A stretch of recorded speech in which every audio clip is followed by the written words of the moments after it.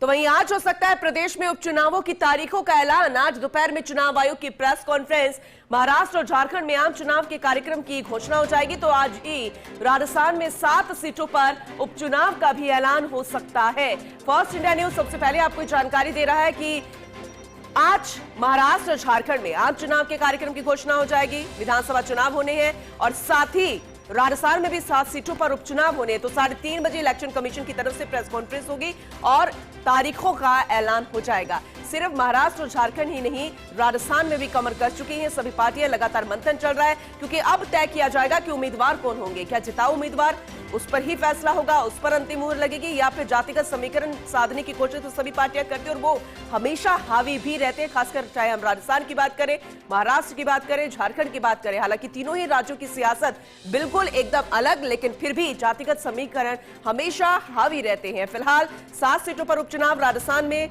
आज 3:30 बजे election commission की तरफ से तारीखों का ऐलान हो जाएगा कि आखिर कब होंगे चुनाव। फिलहाल राजस्थान की बात करें तो राजस्थान सरकार, मुख्यमंत्री भजनलाल सरकार लगातार राइजिंग राजस्थान समिट को लेकर बेहद एक्टिव नजर आ रही है, बेहद गंभीर नजर आ रही है, बेहद व्यस्त नजर आ रही है।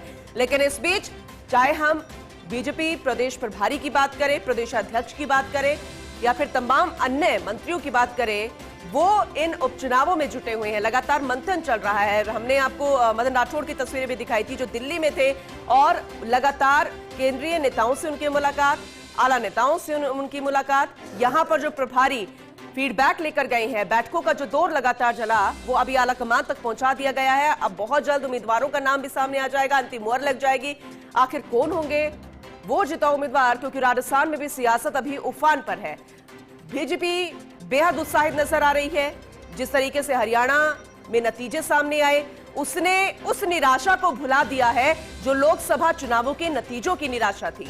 लेकिन उत्साह, जम्मू कश्मीर में वोटिंग प्रतिशत बढ़ा, हालांकि सरकार नहीं बना पाई बीजेपी, लेकिन दूसरी तरफ हरियाणा में जिस तरीके से बंपर वोट मिला, उससे उत्साह जो है वो दोगुना तिगुना हम कहें वो हो चुका है भारतीय जनता पार्टी का। तो कांग्रेस अब अपनी नई स्ट्रैटेजी के तौर पर काम कर रही है, क्योंकि उसने इस बार लोकसभा चुनावों में वो जो लगातार 25 की 25 सीटें बीजेपी के खाते में जाती थी उसे तोड़ दिया था। वो एक नया पैटर्न जो बन गया था उसे तोड़ दिया था। लेकिन फिलहाल अब देखना होगा कि इन विधानसभा उपचुनावों में जनता किसे अपना उम्मीदवार चुनती है, किसे अपना विधायक चुनती है। फिर चाहे महाराष्ट्र की बात करें, झारखंड की बात करें या राजस्थान की बात करें। तो 3:30 बजे सारी तस्वीर साफ हो जाएगी, तारीखें सामने आ जाएगी और यह पता चल जाएगा कि किसको कितनी तैयारी करनी है, कितना वक्त मिलेगा, आचार संहिता लग जाएगी। फिलहाल इस वक्त की बड़ी खबर आप तक पहुंचा रहे हैं डेप्यूटी एडिटर श्वेंद्र सिंह परमार हमारे साथ जुड़ चुके हैं, ज्यादा जानकारी उनसे लेंगे।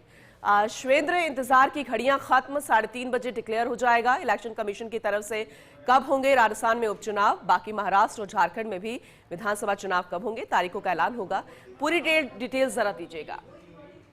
पूनम, काफी समय से राजस्थान में उपचुनावों का इंतजार किया जा रहा है, क्योंकि राजस्थान में 7 विधानसभा की सीट ऐसी हैं जो रिक्त हैं। इनमें से कुछ सीट ऐसी हैं जहां कांग्रेस के सिटिंग एमएलए थे जो बाद में सांसद बन गए। उनमें जो झुंझुनू के विधायक थे ब्रजेंद्र ओला, उनका नाम शामिल है। जो देवली उनियारा के विधायक थे हरीश मीणा, उनका नाम शामिल है। कुछ सीटें ऐसी हैं जहां जो विधायक थे वो दिवंगत हो गए, उनका निधन हो गया।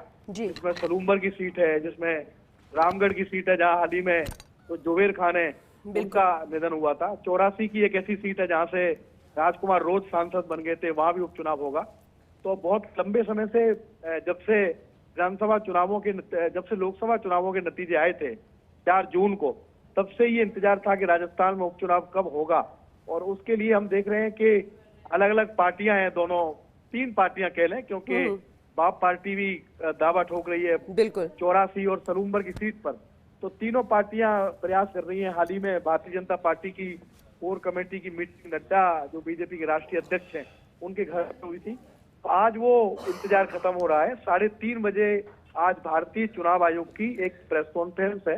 हालांकि ये प्रेस कॉन्फ्रेंस पूनम मुख्य रूप से झारखंड और महाराष्ट्र के विधानसभा चुनावों के ऐलान के लिए बुलाई गई है, लेकिन ये तय है कि इसी प्रेस कॉन्फ्रेंस में उत्तर प्रदेश की 10 विधानसभा सीटें जहां पर उपचुनाव ठीक होना है, है ठीक और है। राजस्थान की 7 विधानसभा की सीटें जहां पर उपचुनाव होना है। उन दोनों कार्यक्रमों का भी ऐलान आज शिवेंद्र, कर दिया जाएगा। कब तक हो सकते हैं चुनाव, कोई अंदाजा है इसे लेकर? देखिए, अंदाजा ये मान के चला जा रहा है क्योंकि त्योहारी सीजन है, दीपावली बहुत बड़ा फेस्टिवल है इंडिया में, तो पूरी संभावना इस बात की है पूनम कि जो चुनाव का टाइम होगा वो दीपावली के तुरंत बाद होगा। नवंबर के महीने में कभी भी चुनाव की तारीखें आ सकती हैं। दीपावली के बाद चुनाव की तारीखों का ऐलान होगा।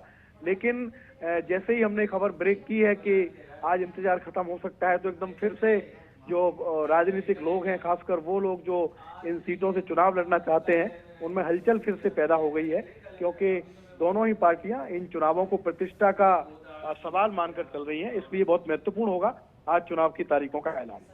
बिल्कुल आपने सही कहा शिवेंद्र, क्योंकि ये इसलिए भी क्योंकि जिस तरीके से नतीजे सामने आए हैं जम्मू कश्मीर के और हरियाणा के, वो वाकई में बेहद दिलचस्प, और इसलिए सभी पार्टियों ने एक नई स्ट्रैटेजी पर काम शुरू कर दिया है और उम्मीदवारी जो जता रहे हैं उनके दिल की धड़कनें भी अब तेज हो गई है शिवेंद्र।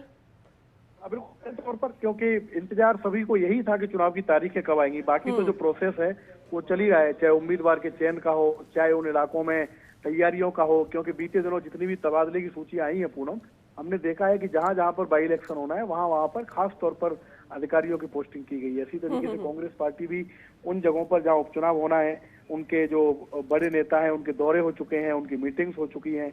तो अब चुनाव की तारीखों के ऐलान के बाद एकदम से प्रत्याशियों के चयन का काम तेजी पकड़ेगा कि कब प्रत्याशियों के नाम का ऐलान किया जाए। हो सकता है कि जो संगठन के लोग हैं दोनों ही पार्टियों के, उनके भी दौरे शुरू हों तो एकदम से। और जो 7 सीट है पूनम, वो नंबर काफी बड़ा है।